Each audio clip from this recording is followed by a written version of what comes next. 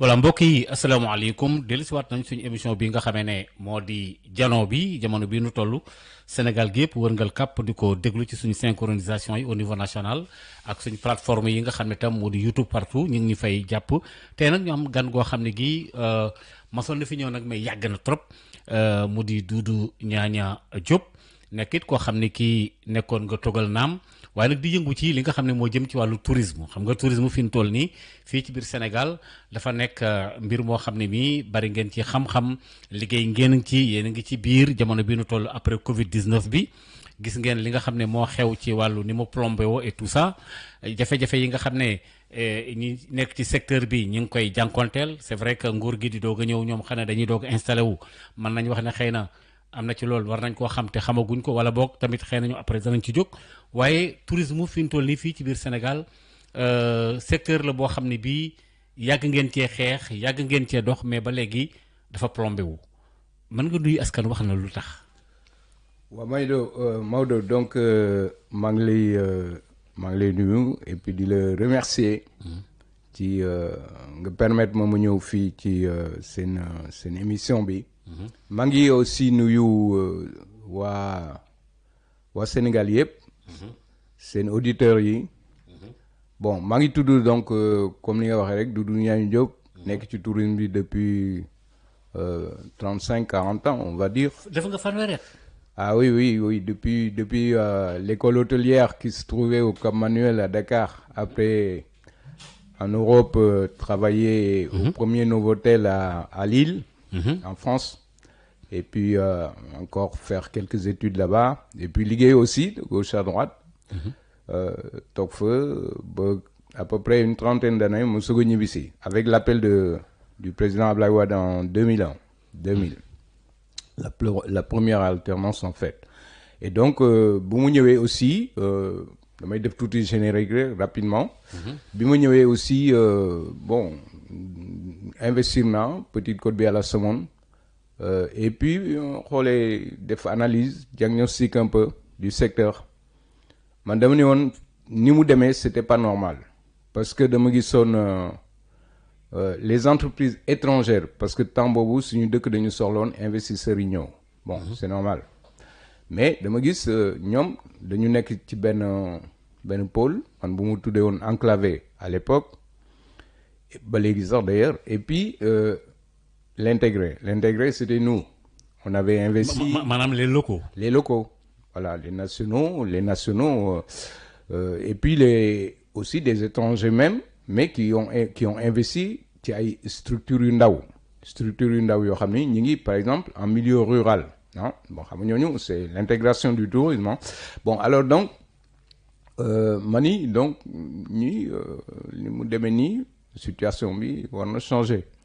Alors ci laa jël suma matuwaay et puis suma décision créer man suma organisation dama ko commencé d'abord par benn organisation locale bu ndaw qui s'appelait Action pour le tourisme et l'environnement de la Somone pour s'occuper déjà de l'environnement nettoyer s'organiser def suñu brochure pour dem dans les salons émetteurs et puis un an après me créer ONITS au niveau national maintenant.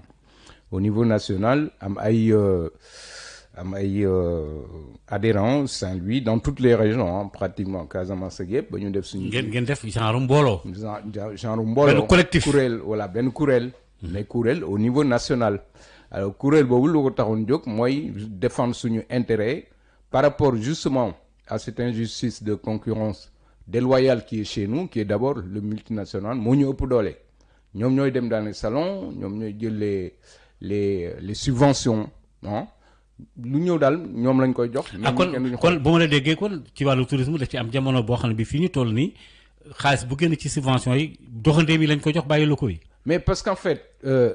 c'est grave oui mën nañ ko waxee noonu parce que le patronat sénégalais du tourisme. Bon, ce sont à l'époque, c'était les multinationales, hein. Bon, ay Novotel, Sofitel, tout ça, tout le tour, parce que nous venons compte. Et puis, ils avaient un patronat, bon, géré par un monsieur, il y a que lui qui représente le Sénégal, alors que c'est pas le cas. Alors, le cas, c'est que, man bu mu ñëwee sax d'ailleurs commencé woon naa dem foofu woon nañ même adhéré mais dem ni leen mais man damay jël suma oto ma def tout le pays ma jël les petites structures ma ñëw dugal ko ci patronat mais après am na ku ma répondre ni ma mais yow xamagoo sa dëkk bi da ngay xaar ba xam ko ma ni ko ah bon après ma jóg dem sama yoon ci laa defee suma nit. cela veut dire que am na ay deal. comme xamoo sa dëkk bi yaay. oui c'est ça am na lobby hein am na lobby forcément le tourisme le tourisme moom c'est une industrie nag internationale ah bon ñun dañu nekk ci biir rek en tant que sénégalais à Sénégal mais souvent les grandes décisions ça se prend au niveau international avec des réunions à ne pas en finir avec l'OMT tout ça bon enfin on rentre pas dans les détails mais c'est un peu complexe alors donc ñun bu ñu defee suñu kuréel boobu qui s'appelle ONITS Organisation nationale pour l'intégration du tourisme sénégalais dañu amoon décision comme ñu mag ñi am doole ba pare suñu ministère daawul leen jàppale pour ñu dem dans les salons à l'étranger les pays émetteurs ay salons Deauville tout ça bon ñu ndaw ñi daal duñ ci bokk quoi ça veut dire que ku am moyen moo ci bokk man daaw naa ci bokk mais Demba wala Samba du bokk Fatou voilà du bokk quoi parce que moom mi ngi yore hôtelam mi ngi yore ay employés am parce que hôtel boo ko ubbee rek di nga créer 10 emplois tout de suite gardien cuisinier réception femme de ménage et cetera day am 10 personnes kooku moom bokkul ci dara mi ngi toog fële et di récupérer ay miettes ñoom man dama leen tuddee woon sax les parents pauvres du tourisme sénégalais et donc ma ni voilà ñu def suñu kuréel def suñu ay guide et puis nag jublu ci jàppale aussi askan wi c'est-à-dire jublu di def ay formation pour former ay jeunes bon man am na ay affaires yu bari yu mu réaliser c'est pas le but pour wax ko mais loolu moo nekkoon objectif bi ñi néew doole yi suñu boloo mën a nekk benn bon am na temps yoo xam ni sax bon xam na ñu déglu tuuti ah mais après bon yeneen ministres yi ñëw ñoo xam ni bon xaw ma sax fu ñu jógee bon ñoom boolewuñ ñu ci dara. loolu nag ñu beddi leen quoi. ñu beddi ñu et puis c'est des autorités étatiques. c'est le mot beddi voilà c'est le mot beddi bon et puis autorités yi xam nga suñuy def. Les conseils présidentiels, les conseils interministériels. Bon, toujours c'est le patronat.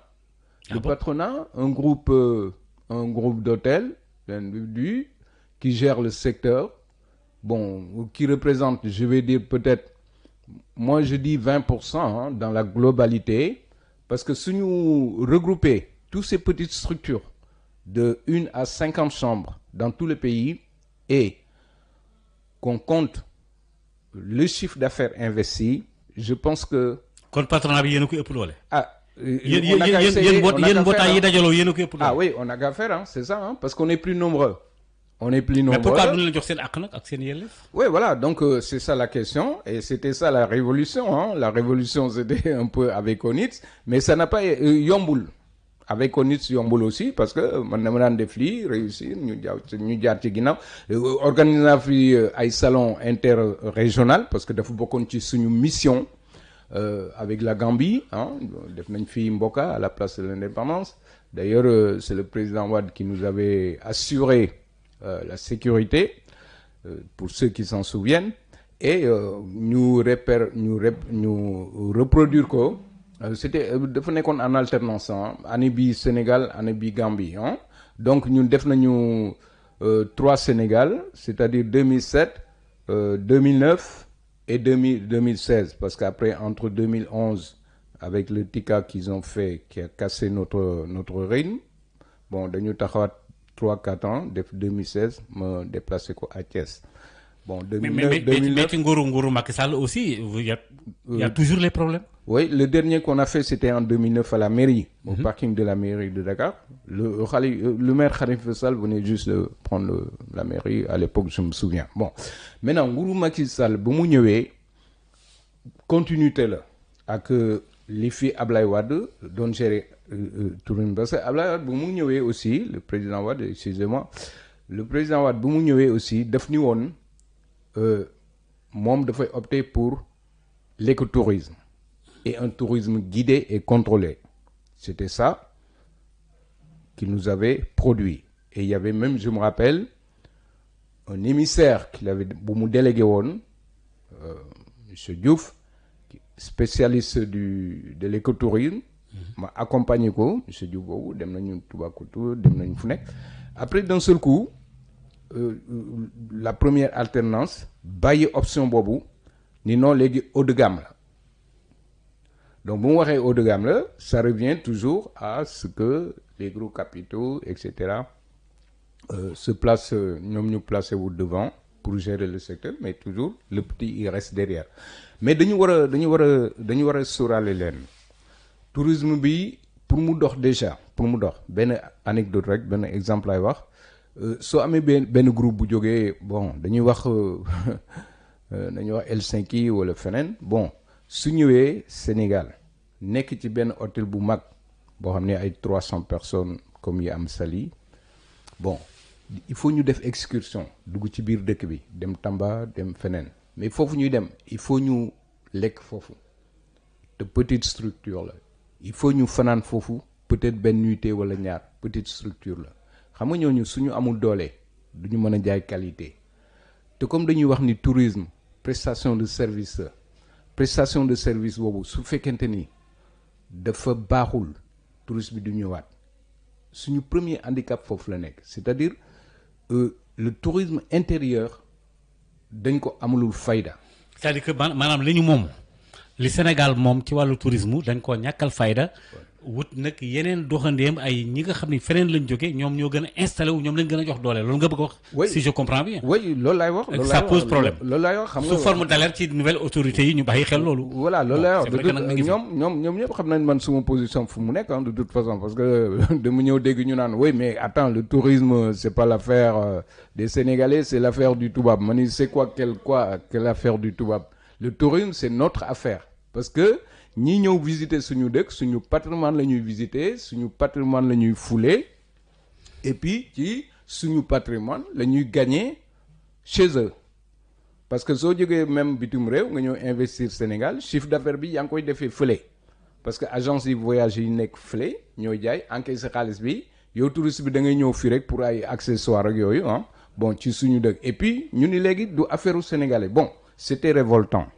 te bon heureusement encore yàlla may ñu am ñoo xam ne nii comprendre nañ ko ñu nekk ci suñu ruq suñu mbootaay di def lu ñu mën a def di se battre pour que justement ñu défendre suñu nation dans ce secteur-là secteur touristique parce que secteur la boo xam ni bon su la mayul daf lay ñàkk su la mayul comme des cas comme le Maroc ñoom nga xam ni dafa leen développé industriellement daf lay ñàkk parce que su la mayul. est-ce que Maroc dañu favoriser seen tourisme local doog a dem ci doog a ubbeeku ci àddina bi wala dañoo boole les deux.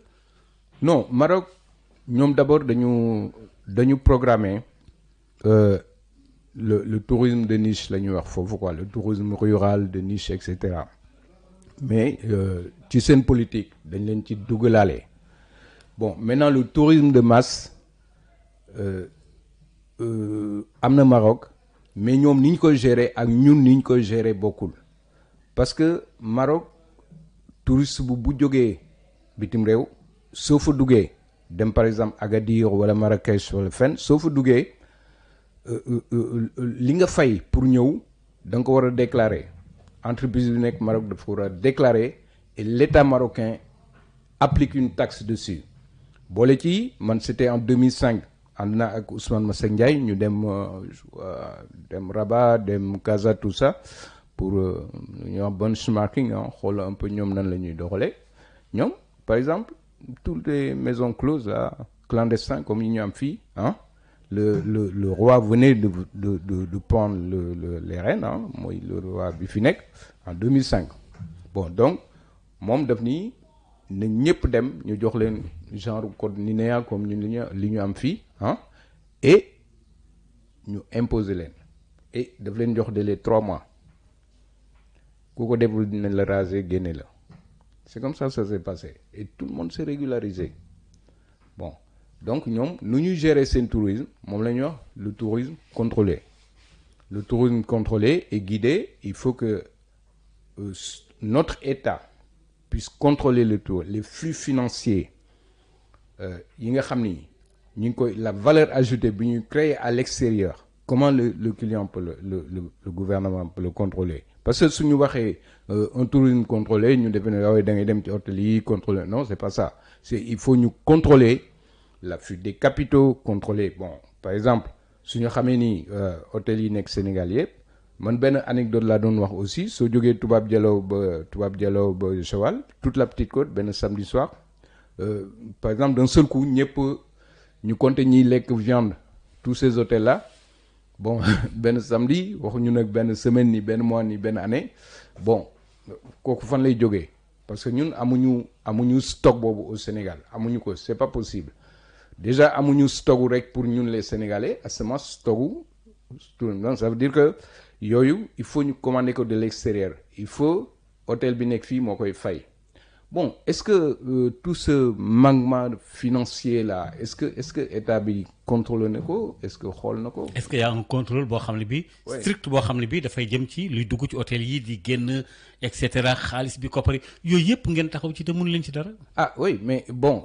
déjà am na ñu ci wax ci suuf man wax naa ci un peu ci suuf ak ci kaw ah ba sonn bon je pense aussi que état bi soo waxee ay anecdotes yooyu dinañ comprendre mais ñoom un état moom war a agir état moom mooy def politique globale c'est pas un particulier ou un individu qui a son petit hôtel là-bas moom day gis injustice bi rek da ci tëdd bon tenez par exemple benn anecdote bu mooy wax depuis aussi 2021 ba heure bi ñu nekk bon ak dëkk bi ni mu tàngee ak dëkk bi ni mu rëbee bon tu sais que ñun comme ñun. ak manifestation yi. ah oui ñun comme ñun daf ñu handicapé fort mais.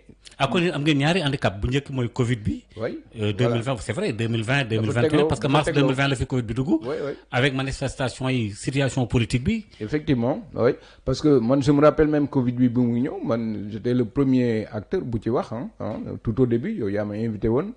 waaw je me rappelle bon, c'était en 2020. En 2020 waaw et puis c'était bien parce que joxoon na courage ñi nga xam ni kenn déggul kenn wax bon ñi nekk après dañ ma woo ni ma mais grand daal franchement jox nga ñu un peu d'espoir de courage li nga wax quoi bon maintenant depuis 2021 ba léegi ñi ngi toog résilient jàpp suñu njàmbur avec ce qui s'est passé dans le pays.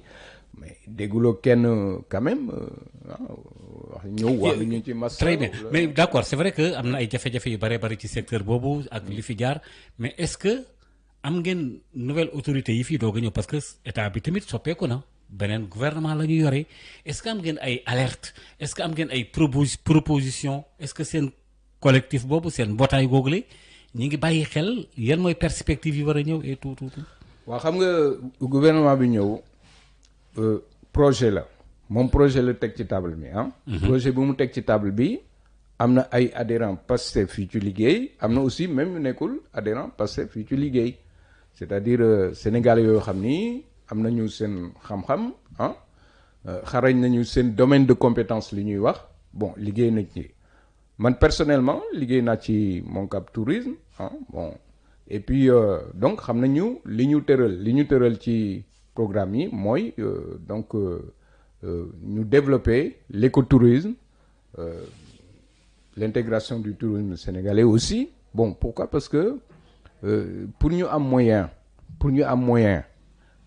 secteur bi ci boppam le tourisme nga xam dafa nekk une industrie nationale au Sénégal internationale ailleurs bon donc dafa war a jox boppam moyens yi pour développer ko mais su fekkee ne ni dafa am tourisme mooy li ma wax rek ñu xam ni valeur ajoutée bu mu ngi créer ñun pour notre pays notre nation dañuy wax ni 70% bitim réew lañ koy créer te ñun mënuñu ci jot mënuñu ko taxer donc forcément ban état mooy am moyen politique am pour gérer ko.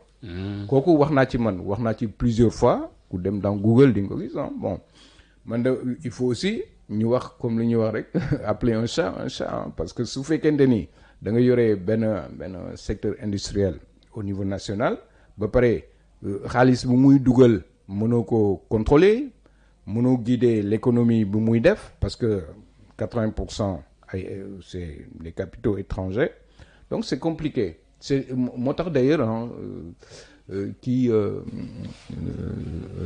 je dis mes hommages au président Wade parce que méridien président la tax wax ni le tourisme j'ai pas la clé je ne l'ai pas inventé ñi demoon foofu dégg nañ ko j'ai pas la clé alors j'ai pas la clé boobu suñ ko analyser mooy loolu il faut pouvoir le contrôler le guider bon par exemple beneen cas aussi lay jox est-ce que kon yow mën nga wax léegi ne Doudou ma fàttali mbokk yi ba léegi ñu ngi ci jano bi ak Doudou Ñaaña Diop di yëngu ci wàllu hôtel yeeg yoon ànd ak seen ak mbootaay nekkoon tamit France Abdoulaye Wade wax leen ngeen ñëw et cetera ngeen investir et tout problème yi est-ce que mën ngeen wax tey ne kon tourisme dafa échapper les autorités contrôle bi dafa échapper les autorités étatiques aujourd'hui.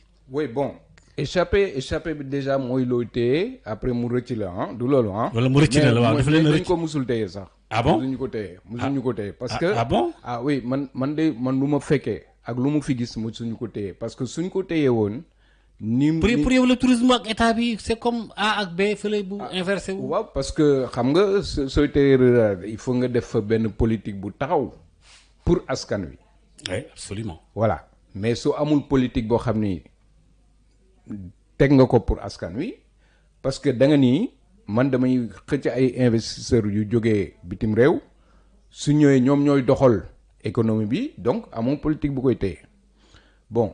au niveau national mënuñu contrôler dara. mënuñu contrôler parce que le contrôle bi déjà au niveau sécurité def naa ne ay fiche de police ak yooyu dégg naa sax ñu ne xawma arrêté nañ ko bon. yooyu c'est des contrôles pour la sécurité c'est pas le contrôle de globalité industrie bi du loolu donc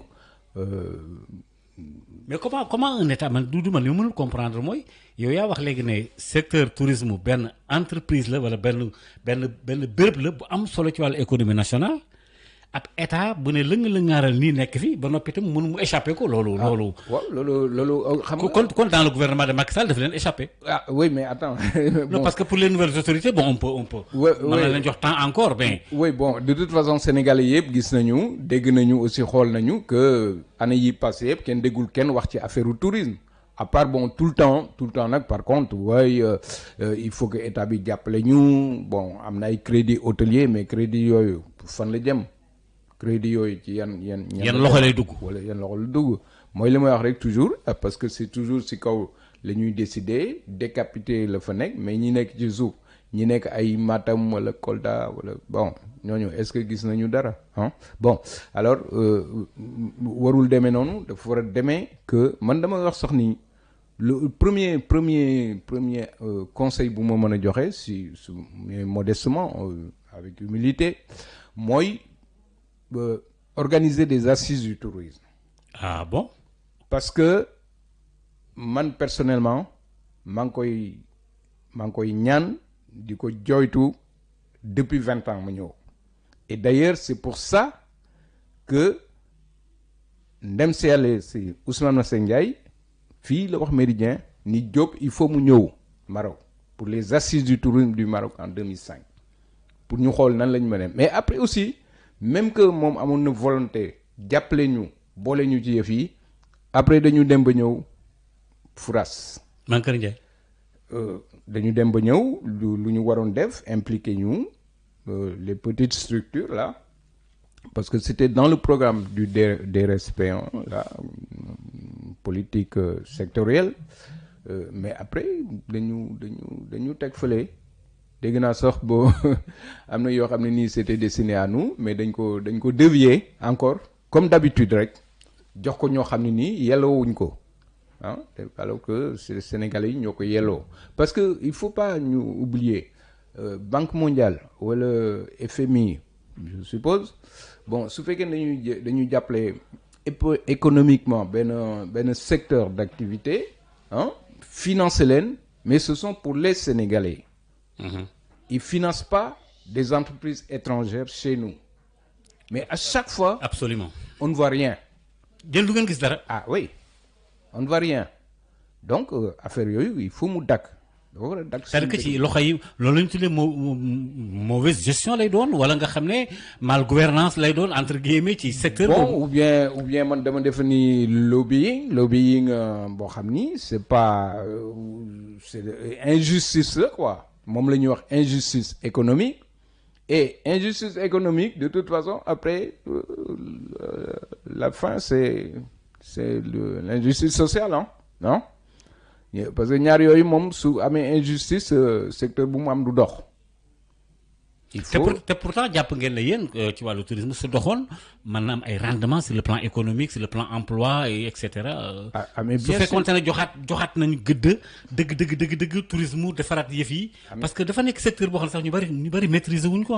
mais voilà maîtriser wuñ ko parce que aussi xam nga ni ñu ci war a waxee duñ ko wax parce que suñuy def ay débat comme yeneen pays Maroc Tunisie et tout ça ah bon suñuy def ay débat public nit ñi di dégg peut-être au fur et à mesure Sénégalais yi dinañ ko comprendre mais Sénégalais boo wax mun la man secteur xaw ma ci dara mais tenez par exemple man amoon na benn petit projet bu mu bindoon pour le président Wade aussi toujours parce que man réunion président Macky Sall pratiquement bougé wu ma. Ah bon? Non bougé wu ma parce que bon on nous a pas interpellé on nous a pas impliqué. Bon xam nga nag soo nekkee ak déjà ça ay problème parce que depuis 2010 ba 2024 on a que des problèmes à gérer dans ce pays il faut pas oublier absolument yow yaa ngi tal nan ngay gérer sa personnel sa économie locale et cetera bon léegi doo am sax temps di dem ay kii quoi ay détails yooyu. et que le gouvernement de Macky Sall moom bàyyiwu leen xel benn yoon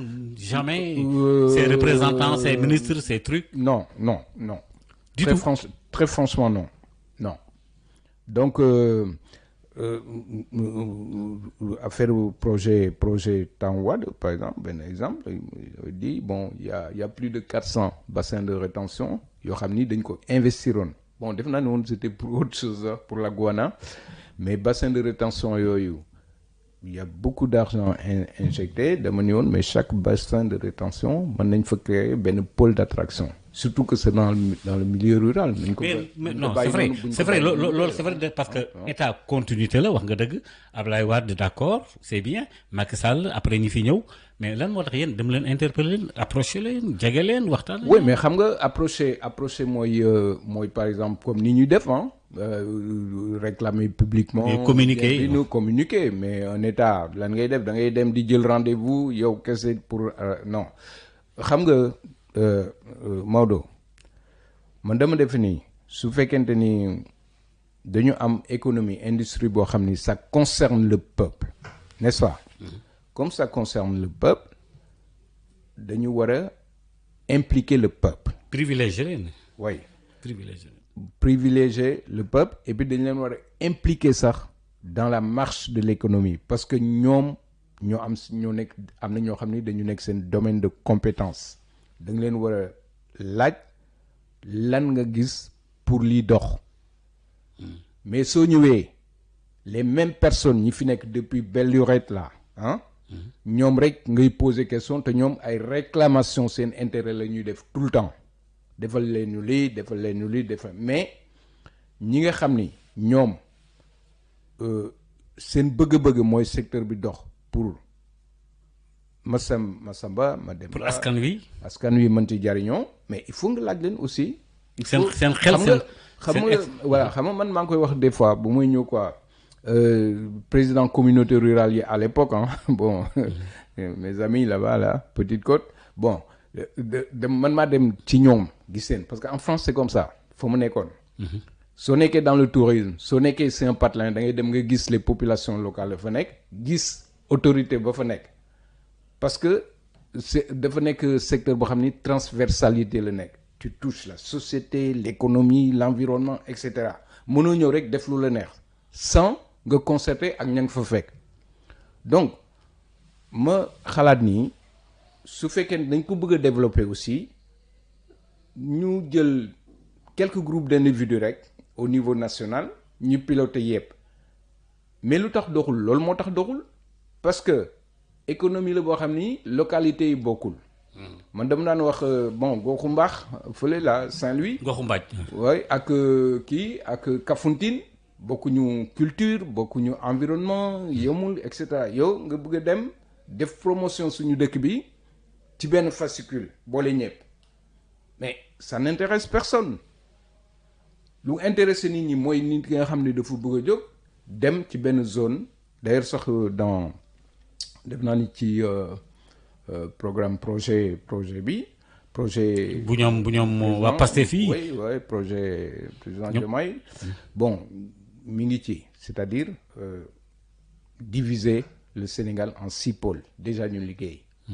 parce que pôle bu nekk soo fa tegee benn sénégalais bu ci xarañ nekk ci localité am xam mentalité bi xam kii def naa ni mooy gën a yomb que nga jël benn groupe rek bu nekk Dakar nga xam ne ñoom une fois tous les 2 ans la ñuy jaar foofu. xanaa kon léegi loolu moo tax su ma la comprendre loolu moo tax léegi nga xaw a indexé le patronat man jàpp naa ne c'est vrai que am na lu ñuy investir du ko def et tout ça mais da ngeen jàpp ne daal xëy na gouvernement yi fi jaar xëy na bi moom tàmbaleegul ci loolu te xëy na seen projet ñoom Ousmane Sonko comme ni nga ko waxee léegi xëy na ñoom am nañ nu ñu ko bëgg a defale da ngeen a jàpp ne yéen kon patronat bi daal lu ñëw rek ñoom pratiquement ñoo koy aakimoo quoi. en réalité. ouais mais de toute façon noonu la demee Sénégalais yi ñëpp xam nañu doole patronat yi fi nekk du secteur tourisme rek soo dans tous les secteurs. voilà soo jàngee ils sont partout. voilà soo xoolee télé nga gis ni muy demee nga xam ni ñoom dañuy influencer lu bari bon ñoom ñooy les premiers influenceurs léegi pourquoi parce que su fekkee ne ni da nga ni man maa invité 80%. bon j'ai 400 milliards de chiffre d'affaires yu may réaliser alors que mën na nekk peut-être 400 milliards multiplié par 100. suñ ko jaaralee ni mu jaaree. bu doon jaar na ci yoon. ah oui bien sûr man wax naa ko fii d'ailleurs am na ku ci dem def enquête ci li ma waxoon ma ni par exemple ñun li ñuy déclarer peut-être c'est seulement 30%. am na 70% yi fu ñu dugg dañuy seey ci kër yi. fii kon déclaration yi am ak li ñuy dugal ak liy dugg bokkul. oui bon non parce que en fait xam nga dafa am benn volet caché boo xam ni touristes yi suñ ñëwee aussi am na ñoo xam ni mais da ngay xool Petite Côte ou ailleurs da ngay gis benn kër bu amul enseigne amul dara nga gis minibus 12 places buy wàcce ay valises di gis nga avancé fa la gis beneen minibus 15 places buy dugal ay valises. donc te amuñu enseigne amuñu dara. donc ak genn kër la nii rek. oui donc. mais yooyu auberge la wala lan la yooyu. bon enfin auberge mooy les résidences clandestins man je les appelle illégales parce que koo xam ne nii yaa ngi exercer activité ba pare mënuloo sax def sa enseigne.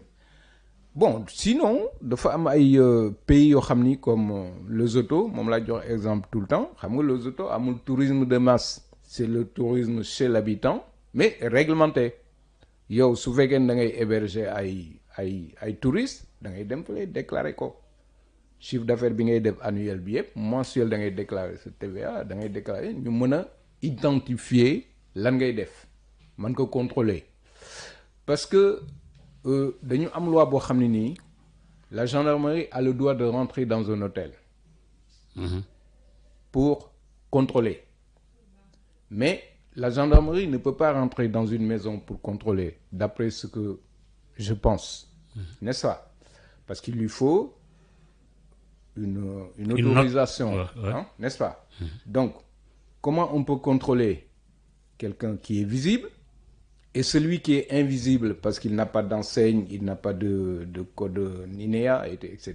Kenn identifié wu ko en quelque sorte. Kenn identifié wu ko te kenn mënu ko contrôler. Donc, lii xew yëpp ci suñu dëkk bi peut-être aussi foofu lay xew il faut affaire yooyu yëpp ñu gëstu ko. waaw ay tuuxi doon yu bari moo tax ma ni Maodo il faut que aussi ñiy vivre ci seen dëkk seen pays nekk seen liggéey ak li ñu jàng ak li ñuy gis seen bët mais ñooñu il faut nga poser leen question ni leen yéen lan ngeen ci mën a apporter quand même non.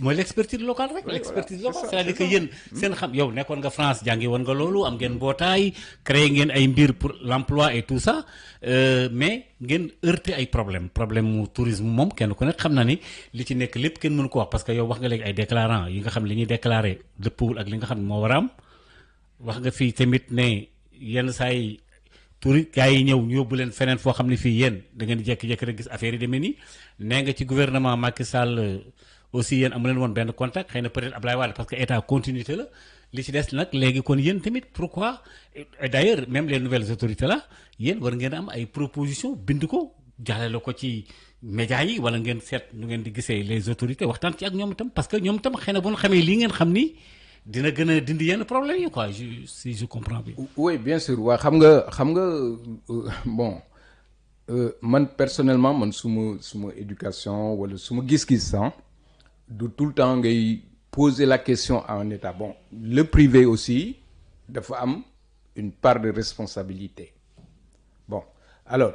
les deux à la fois. les deux à la fois bon par exemple suñu waxee ak état aussi dégluwuñ ñu invité wuñ ñu par exemple ñun aussi mën nañ jël suñu décision def li ñuy def pour askan wi.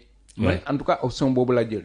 moo tax bi may décider di def suma salon j'ai invité tout le monde le patronat et tout le monde ñoo def ouverture yi bon li ñuy def yëpp xam nañ ko actuellement am na ay livres didactiques de manuel didactique du tourisme durable ñi ngi ci école yi man maa leen distribuer avec l'Union européenne on les a sortis bon projet yooyu bon nekkuñu di ko teg ci mbedd mi di ko coow mais soo demee ci suuf di nga leen fa fekk bon am na ay formation yu ñuy def pour jeunes yi diplômante à Thiès en autodidacte am na moi j'ai formé naa fi benn jeune ñu ngi formé ay jeunes à Thiès il y a seulement 2 ans soo demee Madina Fall am na ñaar yu def foofu déjà seen restaurant fast food et cetera te xalaatuñu ko woon sax xalaatuñu woon ni ñoom en 2 ans nañ mën a yor seen yëfu bopp. pour ñoom parce que yow tu parles de l'employabilité. l'employabilité des jeunes ouais parce que ñun suñu secteur d'activité moo ko maye moo koy yombal l'employabilité des jeunes parce que comme lu mu wax rek faut créer benn entreprise lu mu ndaw di nga amal.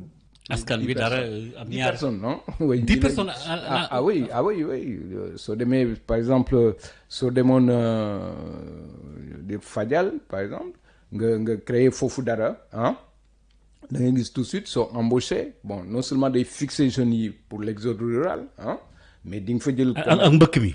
mbëkk mi voilà ci géej gi oui. voilà donc voilà bon et puis sans compter maintenant loolu mooy aspect yi nga xam ni mën na am nañu ay sources yoo xam ni mën na développer tout ou bien mën na jàppale pour mu développer wu am nañu sources yoo aussi dañu war a xeex pour mu bañ a am par exemple occuper notre espace foncier boo xam ne nii surtout dañ ko dilapider pour les générations futures amul benn perspective. amul yaakaar parce que amatul disponibilité d'assiette foncière bon man je pense que ni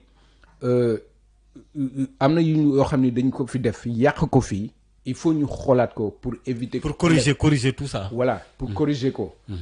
L'exemple notoire man je m'étais opposé complètement c'était un produit touristique qui était la forêt de Baobab bon soo mosaan jógee Fatick wala Kaolack ñu dëkk côté xam na ni soo fa mosaan jaar foofu ay tool nga fa daan fekk. toolu gerte toolu dugub nga fa daan fekk. et la forêt de Baobab bu nekkoon produit touristique parce que. nit ñi dañ daan jóg bitim réew suñ ko gisee ci benn image il faut ñu ñëw seetaan. xool si ko quoi. xool si ko mais après nu ñu def dañu ko pàccoo. dañu dagg garab yi. non heureusement defoon nañ ci benn émission ba le président Wade avait mis un décret pour ku jënd aussi foofu kër bu ko dagg mais dañ ko cette forêt a disparu ce n'est plus un produit touristique les passages d'eau. les passages d'eau man je me rappelle parce que bu mu jógee Xombol primaire mu laa jàngee avant may dem Europe man je me rappelle bien des passages d'eau yi amoon Somone yi amoon Nianing et cetera yooyu yëpp dañ ko sëkk def ay kër mais lan moo ko def. développement tourisme bi moo permettre loolu donc ça casse les ressources naturelles ça casse notre patrimoine et ça casse les assiettes foncières et ça crée de l'érosion côtière parce que dañuy wax lu ko augmenter c'est aussi ça surtout oui il faut aussi que yooyu yëpp moo tax ma ni man lu may proposer mooy li ñuy wax ni bon c'est la goutte d'eau dans la mer mais il faut des assises nationales yoo xam ne ni bon le gouvernement peut y voir clair et pouvoir par rapport à li fi xew depuis 30 ans. mu soppeeku traçabilité oui pour mën a sopp parce que dafa am xew lu bari ah. alors cela veut dire que ba ma la comprendre ba tey kon ndekete wóotee tourisme dafa jànkuwante problème foncier également. oui bien wala sûr les deux sont liés wala. non bien sûr parce que xam nga léegi la. maanaam problème mu suuf si problème mu. oui voilà dañu war a respecter les capacités lu ñuy wax capacité de charge entre guillemets bon c'est un peu technique. mais yooyu yëpp dañ ko war a respecter c'est-à-dire nombre d'habitants nombre d'hôtels yoo xam ne nii dañ ko war a calculer par rapport au mètre carré tout ça bon yooyu yëpp dafa am technicité yoo xam ne am na dëkk yu koy par exemple les pays européens ils respectent ça aujourd'hui mais ñun ku ñëw rek ñu daggal la benn morceau. daggal la suuf si jox la. après c'est compliqué après il y a les problèmes de mosquées d'école avec l'école avec ceci cela des problèmes communautaires yoo xam ni.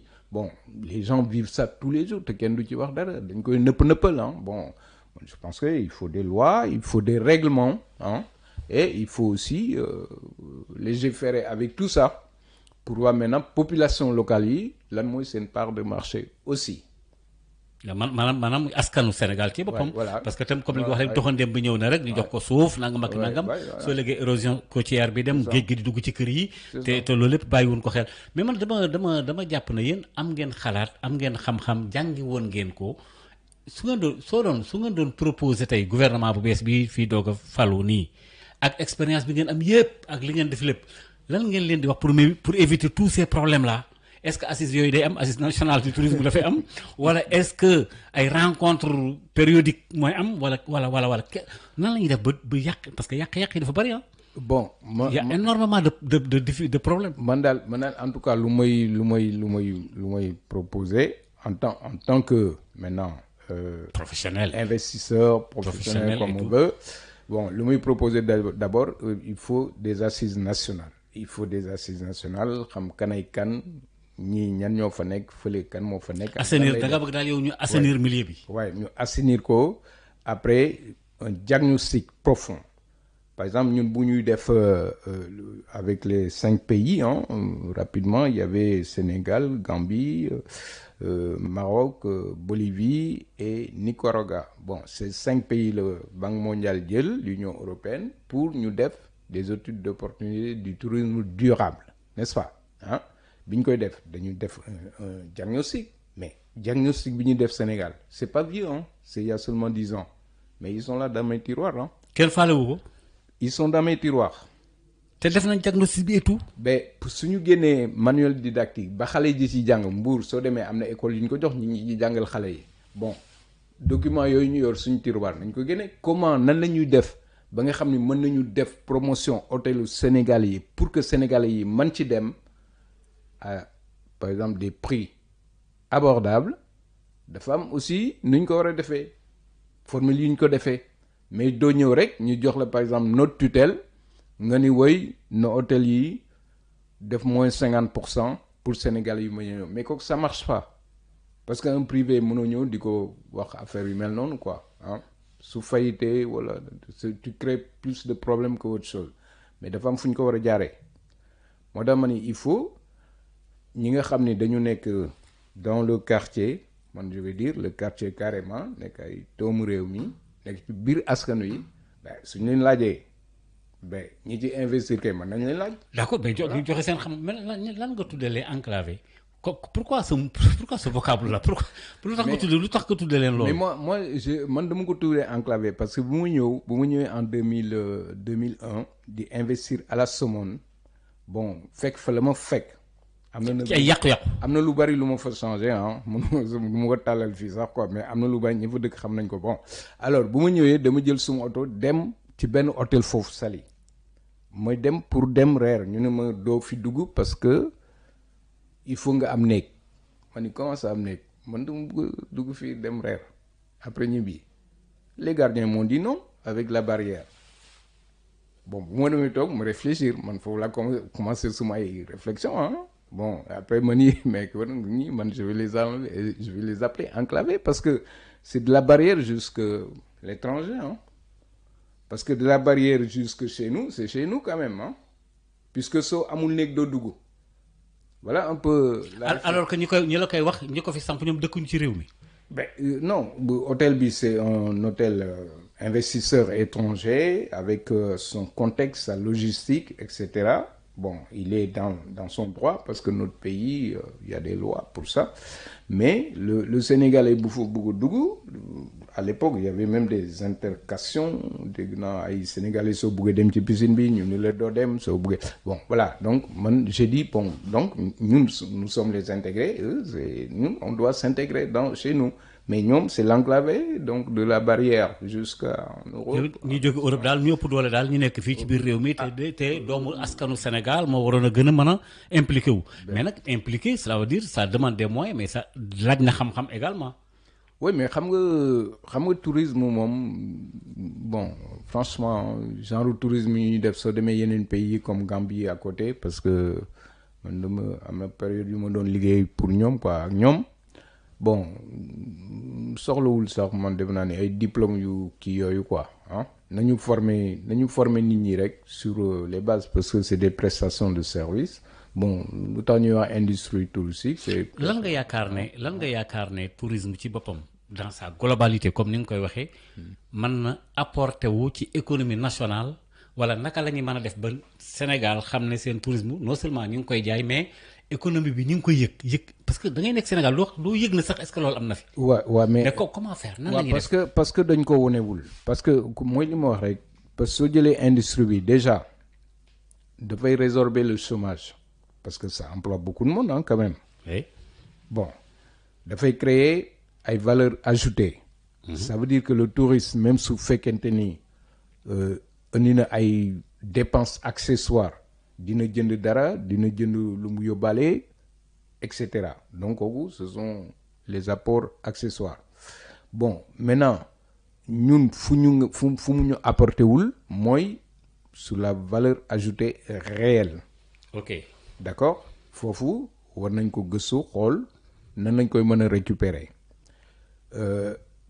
tourisme lan lay apporter aussi mooy dina développer les localités mais à condition que peut-être ñu appliquer l'écotourisme comme c'est dit d'ailleurs dans le projet. Dans le projet de Diomaye Faye par exemple. Voilà. loolu ci la bokk. ci la bokk voilà parce que il faut l'écotourisme il faut valoriser entretenir l'espace naturel les ressources naturelles il faut créer des ressources additionnelles aux populations locales ñu ngi fa fekk parce que ñoo entretenir seen environnement seen patrimoine ba nga mën ko fa fekk parce que suñu ko yàqoon aussi doo ko fa fekk donc soo ñëwee war nga participer ci loolu voilà donc tourisme moom lu muy et puis tourisme xam nga aussi dafa nekk loo xam ni ça rapproche les peuples sur le côté humain c'est très important il faut pas non plus dire touriste bi wala non il faut le réglementer le contrôler bon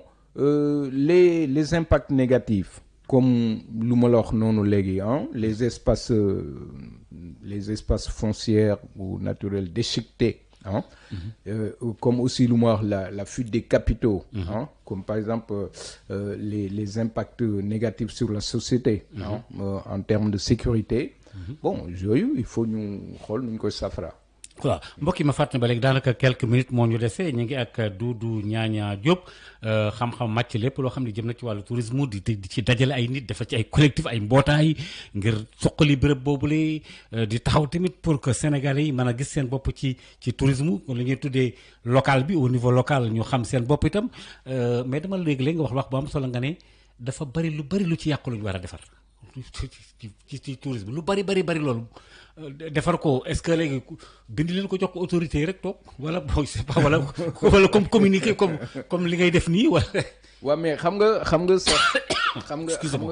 sax man damay wax rek ni tout souvent bon soo circuler Sénégal ba xam les coins et les recoins là da nga naan sax ñun suñu tourisme mais entamé wuñ ko comme il faut ça veut dire que. ah bon dafay door. ah bon ak li ñu ci def lépp. ah oui mais milliards lañ ci def. mais voilà mais seulement lu ñu respecté wul.